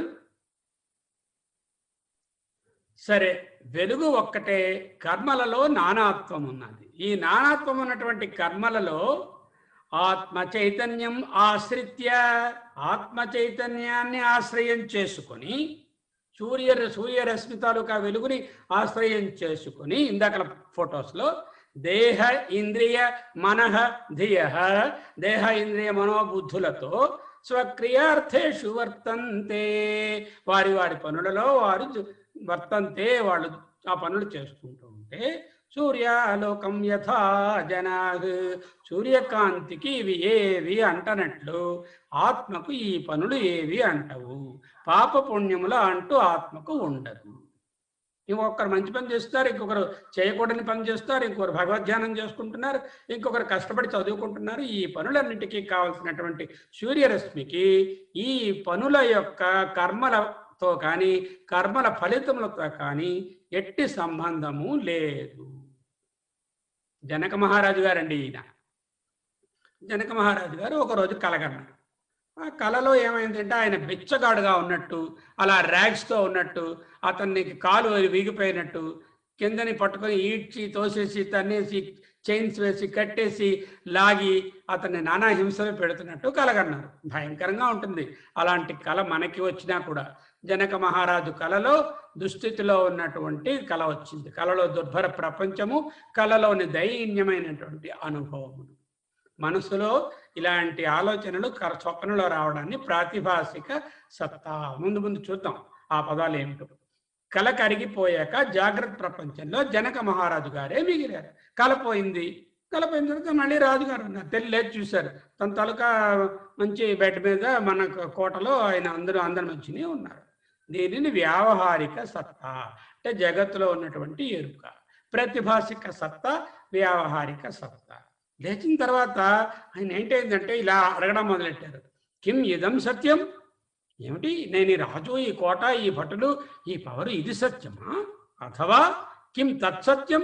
ఆ కళలో నేను చూసినట్టు బిచ్చగాడుగా ఉండడం అది సత్యమా? కిమిదం సత్యం కిం సత్సత్యం? కనబడిన ప్రతి వారిని ఒక వారం రోజులు ఇదే, ఇంకే పని చేయట్లేదు అని పిచ్చి పట్టినట్టు అడుగుతున్నారు. కిమిదం సత్యం కిం తత్సత్యం? కిమిదం సత్యం కిం తత్సత్యం? ఈ జాగ్రత్తలో ఉన్న జనక మహారాజ్ సత్యమా? ఆ స్వప్నంలో ఉన్నటువంటి ఆ బిచ్చగాడి రోజు అది సత్యమా అంటే అష్టావక్రులు వచ్చారు. ద్వయమపినా రాజా, ద్వయమపినా. అది సత్యము కాదు, ఇది సత్యము కాదు. అయితే మరి ఏదయ్యా సత్యము? త్వమేవ సత్యం. నీలో త్వం పదార్థం ఉంటుందయ్యా, ఆ త్వం పదార్థాన్నే ఆత్మ అంటారు, అదే సత్యం. అప్పుడు ఆయన ఏమన్నా అహమేవ సత్యం, అమ్మయ్యా అహమేవ సత్యం అనుకున్నారు. ఈ అహాన్నే మనకి పోయినసారి గురుగారు చూపించారు కదా, అన్నీ పోయిన తర్వాత ఏమిటి ఉంటుంది అన్నారు. అప్పుడు రత్నమణి గారు చెప్పేశారు అహం అని. ఆ అహమేవ సత్యం, అదే త్వయమేవ సత్యం. అయితే ఈ జనక మహారాజు, ఆ బిచ్చగాడు ఎందుకు నిజం కాదు? ఈ కళ, జనకుడు ఎందుకు సత్యం కాదు? జనక మహారాజు దేశకాల వస్తు పరిచ్ఛేదం ఉన్నారు. ఆ బిచ్చగాడికి కళలో ఉన్నప్పుడే, తర్వాత బిచ్చగాడు లేడు, కళ లేదు, పరిచ్ఛేదం. ఏదైతే పరిచ్ఛేదం ఉంటుందో అది నిత్యము కాదు, సత్యము కాదు. సత్యమైనటువంటి ఆత్మ త్వమేవ సత్యం అని గురుగారు బోధిస్తే అహమేవ సత్యం అంటూ మనం నేర్చుకుంటాం. దీనిని పారమార్థిక సత్తా అంటారు. ప్రాతిభాసిక సత్తా, వ్యావహారిక సత్తా, పారమార్థిక సత్తా. ఆద్యంతములు కలిగి ఉండడం జాగ్రత్త స్వప్నాలకి సమానం. జాగ్రత్తలోని వస్తువులు పుడుతున్నాయి, పోతున్నాయి. స్వప్నంలోని అనుభవాలు వస్తున్నాయి, పోతున్నాయి. ఏహి సంస్పర్శజా భోగ దుఃఖయో నయేవతే ఆద్యంతవంతః కౌంతేయ నతేషు రమతే బోధ. పండితులు, బుధులు తేషు ఆ భోగముల యందు ఆ దుఃఖయోని అయినటువంటి, దుఃఖానికి మూల కారణమైనటువంటి, దుఃఖానికి గర్భస్థానమైనటువంటి ఈ సంస్పర్శజా భోగములతో ఆద్యంతవంతమైనటువంటి వాటితో నరమతే, వాటిని రమించరు. అంటే ఈ జగత్తుని కానీ ఆ స్వప్నాన్ని కానీ సత్యమని నమ్మరు.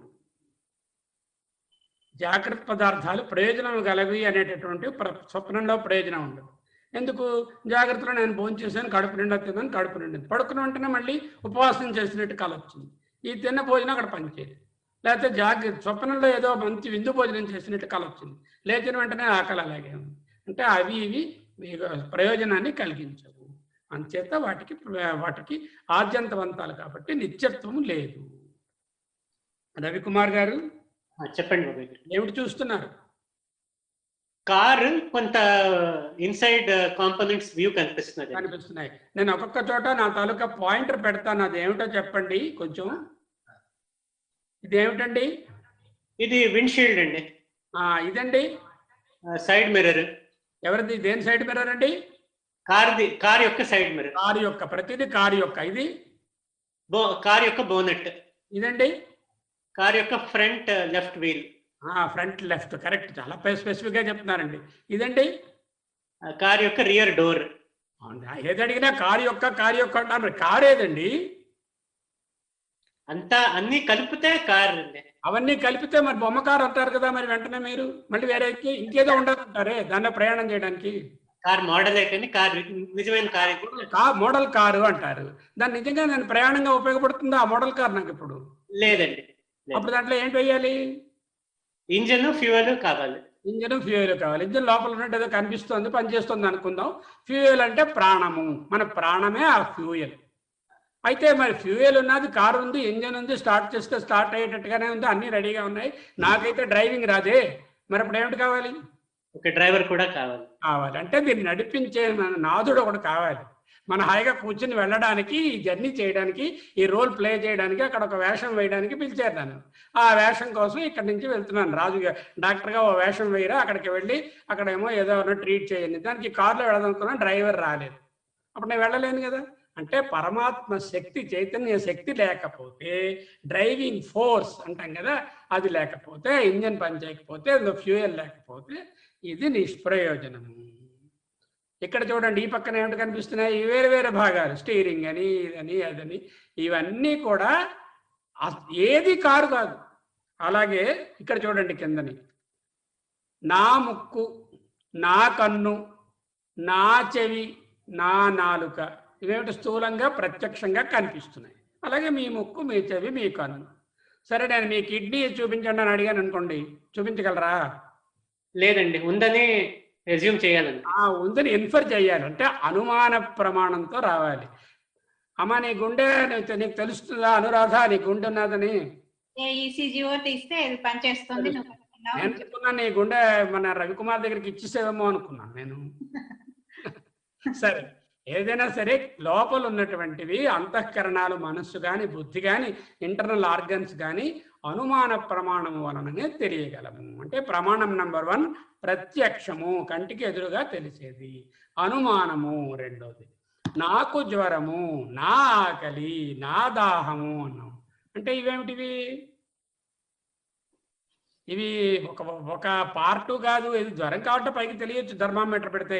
ఈ ఆకలి, దాహము ఉన్నాయనుకోండి, ఇవి మన తలక మనోధర్మాలు. మనస్సు చెప్తుంది మనకి, నీకు ఆకలిగా ఉంది, నీకు దాహంగా ఉన్నది, అంచేత ఏదో తినవయ్యా అని తెలుస్తుంది. నాకు తెలియలేదు అన్నాను. మీరేదో అడిగారు నన్ను, నాకు తెలియదండి అన్నాను. ఈయన మా ఫ్రెండ్ అంటే ఈయన అని మీకు ఇంట్రడ్యూస్ చేశాను. నాకు మిత్రుడు అన్నాను. అంటే ఇవి బుద్ధి నుంచి వచ్చాయి. అయితే ఇంకా నెక్స్ట్ లెవెల్ చూడండి. ఆహా, నేను హాయిగా నిద్రించాను అంటారు. ఏమో పడుకున్నావు అంటే, కొట్టేసినట్టు పడుకున్నాను మావయ్య, పొద్దున్న లేచేసరికల్లా నాకు ఒంటి మీద తెలియలే, హాయిగా పడుకున్నాను. ఎవరు పడుకున్నారు? ఈ ముక్కు, చెవి, కన్ను ఇవి పడుకున్నాయా? గుండె, కిడ్నీలు ఎవరు పడుకున్నాయా? ఆకలి దప్పికల వల్ల ఏమీ లేకపోవడం వల్ల పడుకున్నావా? అసలు తెలియకుండా పడుకున్నావా, తెలిసి పడుకున్నావా? తెలుసుకున్నది ఎవరు? నేను పడుకున్నానన్నది ఆ నేను ఎవరు అనేటటువంటిదే ప్రశ్న. ఆ నేనే ప్రత్యేగాత్మ, అంతరాత్మ, సర్వాంతరాత్మ. నీలోని నేనే, అందరిలోనూ అదే. నిండార రాజు నిద్రించు నిద్రయునొకటే, అండనే బంటు నిద్ర అదియునొకటే. అంటే లోపల ఉన్నటువంటి హాయిగా నిద్రించాను అనేటటువంటి ఒక మాట ఏదుందో అది బంటుకి, రాజుగారికి ఇద్దరికీ ఒక్కటే. ల్యాప్టాప్, గులాబీ, మేజ, భార్య, ఇవన్నీ ప్రత్యక్షాలు. నా ఈసీజీ, నా స్కాను, నా షుగరు, పొగ ఉంది కాబట్టి నిప్పు ఉండొచ్చు అన్నవి అనుమానాలు. అయితే రమణమూర్తి గారు, మీ ఇంట్లో మన కార్ కీస్ వెతుక్కున్నారని చెప్పారు. కార్ కీస్ ఎక్కడ వెతికారు? ఇంట్లో వెతికాము. ఉన్నాయి అక్కడ? అక్కడ లేదు, మరో చోట దొరికింది. అంటే ఇక్కడ లేవు అంటే ఇంకొక చోట ఉన్నాయి అంట. దానిని అనుపలబ్ధి. ఇక్కడ లేవు అన్నది కూడా జ్ఞానమే. నాకు తెలియదు అన్నది ఒక జ్ఞానం, నాకు ఇక్కడ లేవు అనేది కూడా జ్ఞానం. Negative thing also is a జ్ఞానం. ఇక్కడ లేవు అన్నది చాలా ఇంపార్టెంట్ పార్ట్. ఇక్కడ శర్మ బెంగళూరులో ఇప్పుడు లేడు అని తెలియడం ఇంపార్టెంట్, వచ్చేటటువంటి పేషెంట్స్కి వాళ్ళకి. ఉన్నాడు అనేది ఇంపార్టెంట్. అలాగే లేవు అనేటటువంటిది, ఇక్కడ లేము అంటే మనం దేశ పరిచ్ఛేదం ఉంది కాబట్టి ఇంకొక చోట ఉంటాయి. అవి దేశకాల పరిచ్ఛిన్నమైనటువంటివి కాబట్టి ఇక్కడ లేవు అంటే మరొక చోట ఉంటాయి. దీనిని అనుపలబ్ధి. ఉపలబ్ధి అంటే పొందడం, అనుపలబ్ధి అంటే ఇక్కడ లేకపోతే ఇంకొక చోట ఉండడం అనుపలబ్ధి. నేను లావుగా ఉన్నాను, 100 కిలోలు, నేను పగలు తినను. ఏమిటి అర్థమైందండి రవిప్రకాష్ గారు?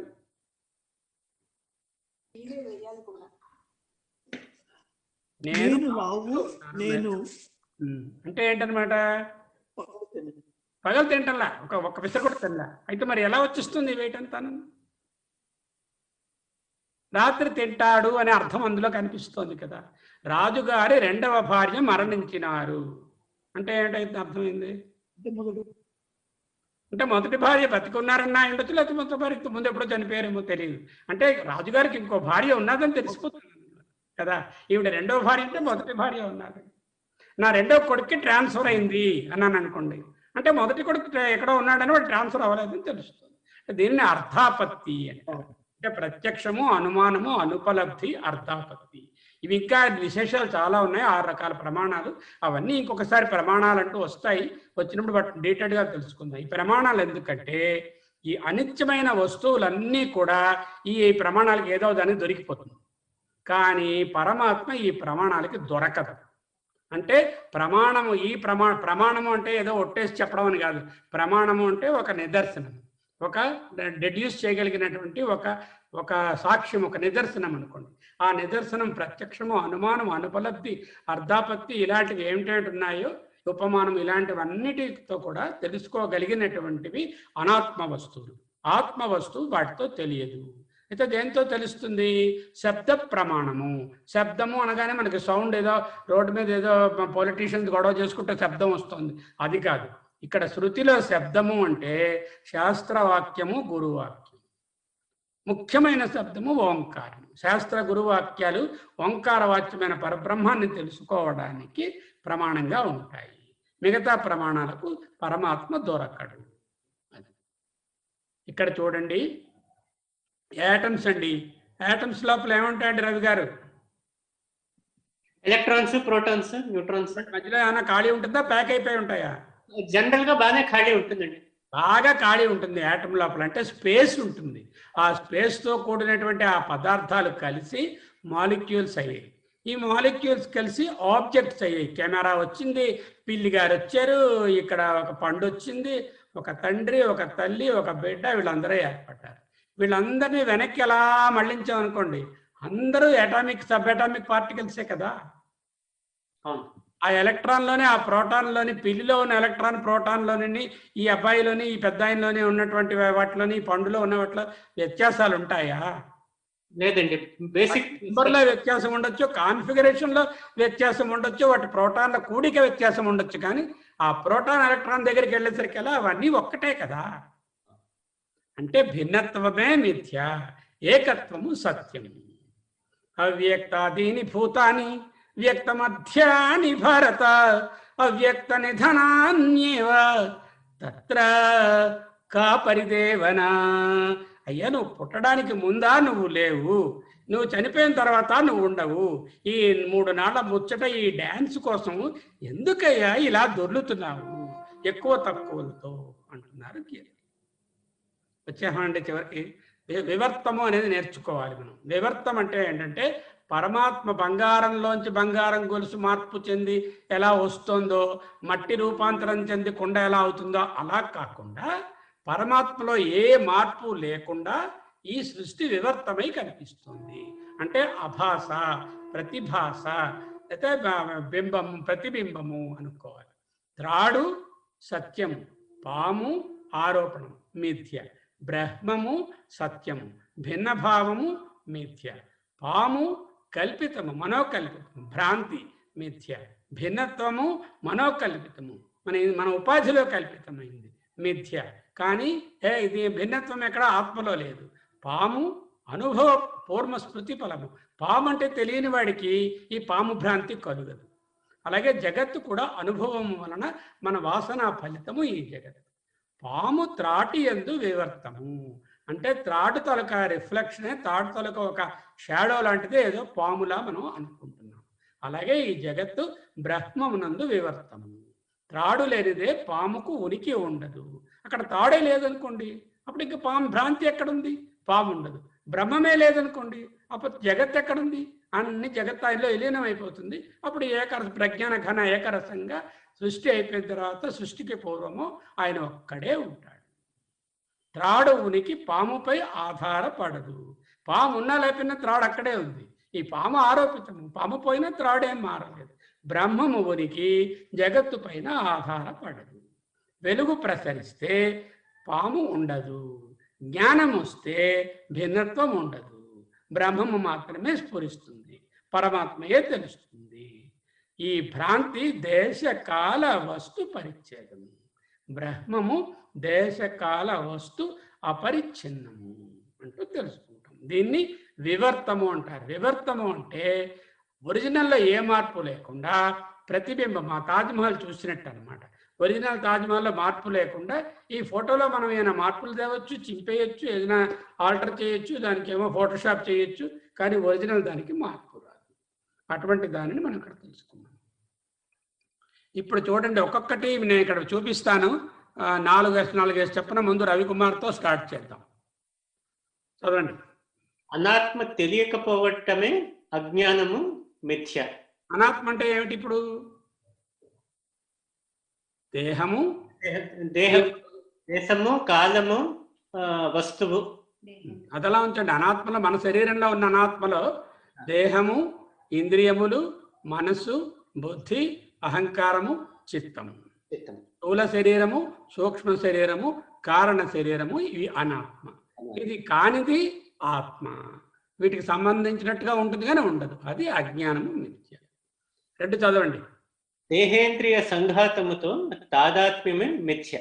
అంటే నేనే దేహము, నేనే నా మనసు, నేనే నా బుద్ధి.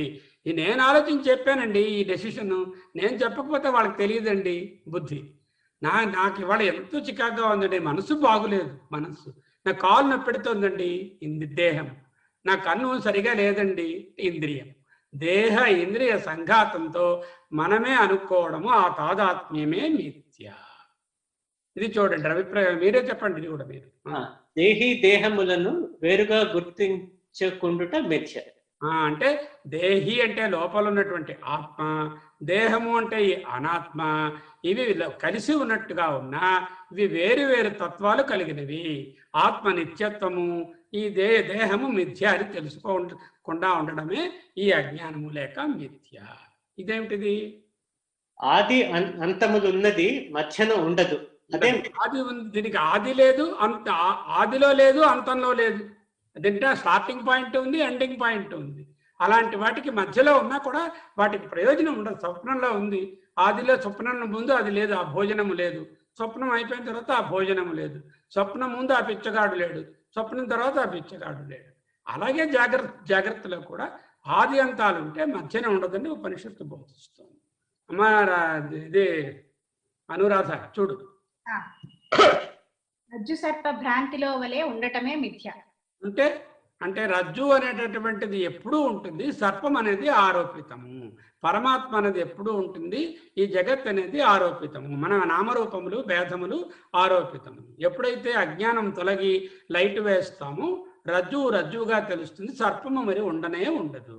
పరమాత్మను తెలిసిన తరువాత, ఆత్మజ్ఞానం కలిగిన తరువాత సర్పభ్రాంతి పోయినట్లే ఈ జగద్భ్రాంతి మిథ్య కూడా పోతుంది. దేశకాల వస్తు పరిచ్ఛేద భావమే మిథ్య. దీనికి ఏం ఎగ్జాంపుల్ చెప్పుకున్నాం మనం? గాంధీ గారు ఒక ఇల్లు, గాంధీ గారు, గులాబీ పువ్వు మనం చెప్పుకున్నాం కదా. ఇవన్నీ కూడా దేశమునకు, కావునకు, వస్తువుకు పరిచ్ఛేదమైనవి కాబట్టి అవి నిత్యము కాదు, అనిత్యములు. అదే అనిత్య భావమే మిథ్య. ఇది నామరూపములు సత్యం అనుకున్నట్టయే మిథ్య. దీనికి ఏమిటి ఎగ్జాంపుల్ చెప్పుకున్నాము? ప్లేయింగ్ కార్డ్స్, తర్వాత చెస్ బోర్డు. చెస్ బోర్డ్ లో ఉన్న రాజుగారు, ప్లేయింగ్ కార్డ్ లో ఉన్న రాజుగారు, చెస్ బోర్డ్ లో ఉన్న బంటు గారు, అవన్నీ ఆట వరకే. ఆట అంటే only for the transactional reality. కానీ నిజమైన రియాలిటీ ఆ నామరూపాలకి లేదు. Transactional truth but not a reality, relative reality. ఇది భిన్న భావమే ఖండభావమే మిథ్య. ఏది వేరువేరు అనుకోవడమో, ఏదేది ముక్కలు అనుకోవడమో, ఏకత్వాన్ని చూడలేకపోవడమో, ప్లూరాలిటీని చూడడమే మిథ్య.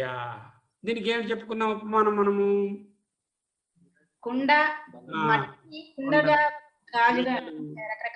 చెప్పుకున్నాం. అవి వేరువేరుగా ఉన్నాయి, ఖండాలుగా ఉంది. ఇది గొలుసు, ఇది పాత్ర, ఇది పాత్ర అని చెప్పుకున్నాం కదా. అవి మిథ్య. మన నిజమైన విలువ తెలుసుకోలేకపోవడమే మిథ్య. దీనికి ఏం చెప్పుకున్నాం? 10 రూపాయల నోటు. దాంట్లో ఇన్నేట్ వాల్యూ ఏదో అన్నిట్లో ఒక్కటే ఉంటుంది, అందరిలో ఉన్న సర్వాత్మ ఒక్కటే అని తెలుసుకోవడం. సరే ఇది మన వీరు రండి, ఎవరు? రమణమూర్తి గారు.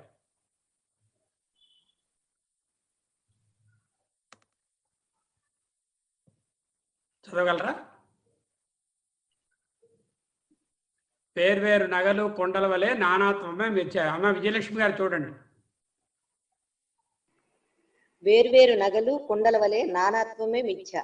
అంటే వేరే అంటే నగలు కొండలు ఉన్నాయి కానీ అసలైనటువంటి ముడి పదార్థం దాంట్లో ఉన్నది మారనిది, చెరగనిది, బంగారము ఆ మట్టే కదా. అవును సార్. ఇది చూడండి, జగన్నాటకములో వేషమని తెలియకుండుట మిథ్య. ఏ ఎగ్జాంపుల్ చెప్పుకున్నాము మనం? రావణాసురుడు, ఎన్టీఆర్ పాత్ర రావణాసురుడు, తర్వాత శ్రీకృష్ణుడు, తర్వాత కృష్ణదేవరాయలు పాత్రలు సార్. పాత్రలు వేసినటువంటి ఒక నటుడిని ఉదాహరణగా చూసుకుని జగన్నాటకంలో మనం కూడా నటులమే అని తెలుసుకుని ఈ వేషం తీసేస్తే, ఈ శర్మ అనేటటువంటి ఉపాధి తొలగిపోతే ఇక ఇవన్నీ మిథ్యే అని తెలుసు. శర్మ అనేటువంటిది మిథ్య అని తెలుస్తుంది. ఇదేమిటిది? ఛాయా ప్రతిబింబం నిజం అనుకున్నట్ట మిథ్య. ఇది నిజం తాజ్మహల్ అనుకోం కదా, ఇది ప్రతిబింబం తెలిసిపోతుంది. ఎందుకు అంత క్లియర్ గా తెలిసిపోయింది? వెంటనే ఈ తాజ్మహల్ అని చెప్పేసారు, ఇది ఫోటో అంటున్నారు, ఇది తాజ్మహల్ కాదంటున్నారు. ఎందుకు అలా తెలుస్తుంది? మీరు నిజం తాజ్మహల్ ఒరిజినల్ గా చూసేసారు కాబట్టి, నిజం పరమాత్మ నిజంగా చూసేసారు, తెలిసేసుకున్నారు అనుకోండి రమణ మహర్షి లాగా, అప్పుడు ఏది చూసినా ప్రతిబింబం తెలుస్తుంది ఆయనకి.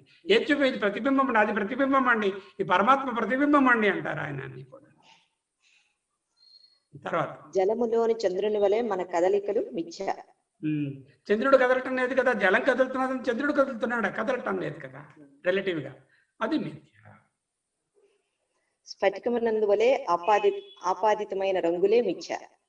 ఈ స్ఫటికం మీద ఆ పువ్వు ఎక్కడ కనిపిస్తోంది, నిజంగా అక్కడ పువ్వు స్ఫటికంలో లేదు, ఆ పక్కన ఉండడం వల్ల, దాని సంస్పర్శ వలన, ఆ పక్కన ఉండడం వలన, ఆ స్పర్శ వలన ఇక్కడ కనిపిస్తుంది. అదే ఎగ్జాంపుల్ చెప్పుకున్నాం. సరే, రమణమూర్తి గారు ఉన్నారా? చెప్పండి. చూడు 15 నేను చదువుతాను. ఆత్మ వెలుగులో చేసేవి ఆత్మకృత్యములనుట మిథ్య. ఏం ఎగ్జాంపుల్ చెప్పుకున్నాం? అదే ప్రతిబింబం పెట్టుకున్నాం.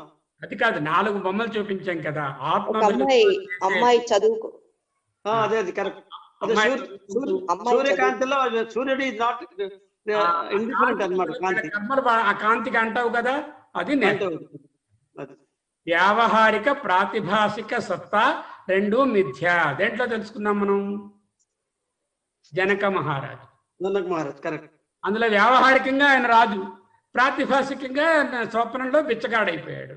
ఇది మిథ్య, అది మిథ్య. గురువు గారు వచ్చి చెప్పేశారు, అయ్యా త్వమేవ సత్యం అని చెప్పేశారు. జగత్తు పరమాత్మ వివర్తమని తెలుసుకోలేకపోవడం మిథ్య. అంటే పరమాత్మతో వివర్తమని, పరమాత్మ డైరెక్ట్ మాడిఫికేషన్ ట్రాన్స్ఫర్మేషన్ కాదని, వివర్తమని, అధ్యారోపమని, అభాస అని తెలుసుకోవడమే మిథ్య. ఇక లాస్ట్ది సర్వాంతర ఆత్మభావం లేకుండా ఉండడమే, అన్నిటిలో ఉన్నది ఒకే ఆత్మాని గుర్తించకుండా ఉండడమే మిథ్య. ఆఖరి ఈ విధంగా 18 రకాలైనటువంటి దృష్టాంతాలతో మిథ్యని మనము అధ్యయనం చేసుకున్నాం. ఇక చివరికి వచ్చేసాము, క్లోజ్ చేస్తాం. ఎక్కడా మన వేదాంతంలో ఎక్కడా కూడా మన శృతులు మన భిన్నత్వమైన అనుభవాల్ని కాదనడం లేదు, ఉన్నది లేదనడం లేదు. మిథ్య ఉన్నదా లేదా, ఉన్నట్టా లేనట్టా? ఇప్పుడు ఆలోచించండి. ఏ వస్తువునా పట్టుకోండి, దాని నామరూపాలు ఉన్నాయా, పరిచ్ఛేదమా, దశకాల పరిచ్ఛేదమా, ప్రతిబింబ రూపమా, దీంట్లో రియాలిటీ ఏమిటని ఎగ్జామిన్ చేయాలి. ఏ అనుభవాన్ని కానీ, వస్తువుని కానీ, మనిషిని కానీ చూసినప్పుడు ఇప్పుడు తెలుసుకోగలమా లేదా? నానాత్వము, దేశకాల వస్తు అనుభవ పరిచ్ఛేదము సృష్టికి అవసరమా కాదా? ఖచ్చితంగా అవసరమే, కానీ అవే నిజం అనుకోవడం తప్పు. మాయ, అవిద్య, అజ్ఞానము, అనాత్మలను గుర్తించడం అవసరమా కాదా? అంటే మనం పీస్ ఆఫ్ మైండ్ ఉండాలి, నాకు ఉంది లేదు, హెచ్చు తగ్గు, ఈ వేవ్స్ లేకుండా ఉండాలి అంటే ఈ జ్ఞానం మనం పొందడం అవసరం. జగత్తులోని అపర ప్రకృతులు అన్నింటిలో కూడా చైతన్యం కాకుండా మిగతాది ఏదైతే ఉందో అది మిథ్య. వ్యష్టిలోను అంటే ఇండివిజువల్లోను, సమష్టిలోను, యూనివర్స్లోను సర్వాంతర ఆత్మను చూడడమే నిజమైన ఎరుక. మిథ్యను తెలుసుకోవడానికి చేస్తున్నదే ఈ సాధన అనుభవం. మొన్న మనం గురువుగారి దగ్గర నేర్చుకున్నాం భీష్మస్తవరాజ్యంలో, సా విద్య యా విముక్తయే. సా విద్య అంటే ఇది కూటి విద్య కాదు, అంటే ఇంజనీరింగ్, మెడిసిన్, లావో, కామర్స్, ఏబిసిడిలో అది కాదు. సా విద్య యా విముక్తయే, ఆత్మానాత్మలను వేరుపరచి చూపించేటటువంటిదే నిజమైన విద్య. మిగతాదంతా కూడా అజ్ఞానమే. ఇతరము, రెండవది, ఇంకొకటి ఉంటేనే వేరుగా చూడగలం, ఇంకొకటి ఉండడాన్నే వేరుగా చూడడం అంటారు. అదే ద్వైతము. ద్వైతమే మిథ్య. మనలోని ఆత్మ అంటే దాని ఉపాధేయం ఇంకా ముందు ముందు వస్తుంది. ఆత్మను తెలియక అనాత్మ హేయమైనటువంటి ఈ అనాత్మ పదార్థాలతో తాదాత్మ్యం చెంది ఉండడమే మిథ్య. ఇది మిథ్య గురించి తెలుసుకున్నాం. ఇప్పుడు ముఖ్యంగా న్యంకాకరేవ పుషి కంకాళ రక్త పుషి కంకాది పక్షి విషయే న్యంకాకరేవ పుషి కంకాళ రక్త పుషి కంకాది పక్షి విషయే త్వం కామనామయసి కిం కారణం అన్నారు అశ్వధాటిలో కాళిదాస్ గారు.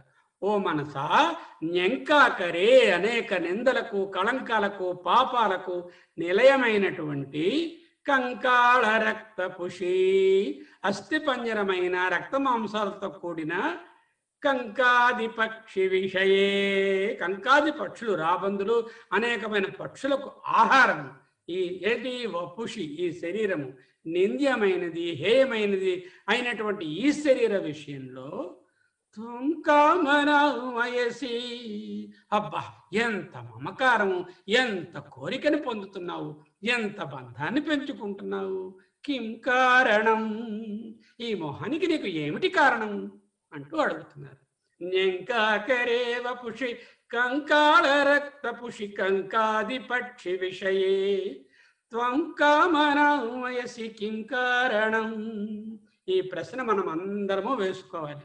వీటిది దేహం కాని, ఇది ఆత్మ కాని ఈ దేహాదుల యందు, ఈ దేహేంద్రియ సంఘాతమందు, ఈ అనుభవాల యందు, ఈ సంపదల యందు, మన చుట్టుపట్ల ఉన్నటువంటి ఈ 5 రకముల అనాత్మ పదార్థాలు శరీరము, మనస్సు, కుటుంబము, సంపద, వృత్తి వీటి మీద అంత మమకారము ఎందుకు?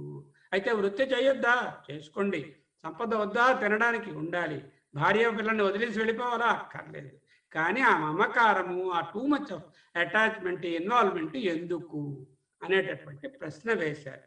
It's time that all of us reflect on this question. త్వం కామనామయసి కిం కారణం అన్నారు. అన్నమాచార్యుల వారి కీర్తనతో ఒక్కసారి ఎండ్ చేసుకుందాం. నిగమ నిగమాంత వర్ణిత మనోహర రూప నగరాజధరుడ శ్రీనారాయణ. నిగమ నిగమాంత వర్ణిత మనోహర రూప అంటే శబ్ద ప్రమాణంతోనే తెలిసేవాడా, మిగతా ప్రమాణాలకి దొరకడం. దీపించు వైరాగ్య దివ్య సౌఖ్యం వీయ ఓపక కదా నన్ను ఒడబరపుచు పైపైనే సంసార బంధములు కట్టేవు నా పలుకు చెల్లున నారాయణ. నిగమ నిగమాంత వర్ణిత మనోహర రూప వివిధ నిర్బంధముల వెడల ద్రోయక నన్ను భవసాగరముల తడబడజేతువా. నా ఈ నిర్బంధాలు, ఈ అటాచ్మెంట్స్ వెడల్త్రోయకుండా నన్ను భవసాగరము అనలేదు, భవసాగరముల అంటే ఎన్నో జన్మలు తడబడజేతువా. దివిజేంద్ర వంద్య శ్రీ తిరువేంకటాద్రీశ ఒక సాకార రూపంతో ఆ పరమాత్మను చూస్తున్నారు. నవనీత చోర నారాయణ. సత్యం జ్ఞానమనంతం నిత్యం అనాకాశం పరమాకాశం గోష్ఠ ప్రాంగణ రింఖణలోలం అనాయాసం పరమాయాసం మాయా కల్పిత నానాకారం అనాకారం భువనాకారం క్ష్మానాథమనాథం ప్రణమత గోవిందం పరమానందం. సుషుప్తౌ నిరస్తాతి శూన్యాత్మకత్వాత్ తదేకో వశిష్ఠః శివః కేవలః అహం. జాతి నీతి కుల గోత్ర దూరగం నామరూపగుణదోషవర్జితం దేశకాలవిషయాతివర్తియత్ బ్రహ్మతత్వమసి భావయాత్మని బ్రహ్మతత్వం అసి భావయ ఆత్మని. గురుభ్యో నమః. హరి ఓం.